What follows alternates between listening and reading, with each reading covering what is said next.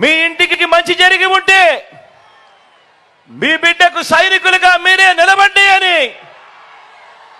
ప్రజల్ని అడిగే సరికొత్త ధైర్యమే సిద్ధం.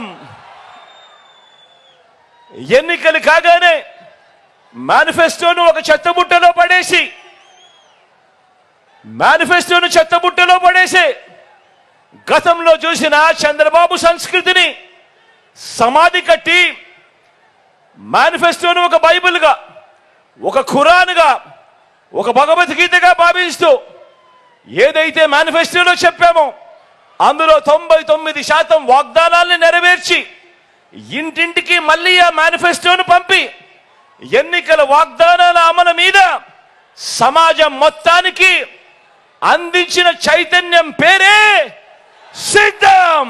ఈ వీడియో కానీ మీకు నచ్చినట్లయితే లైక్, కామెంట్, షేర్ చేయండి. మరిన్ని అప్డేట్స్ కోసం సబ్స్క్రైబ్ చేయండి.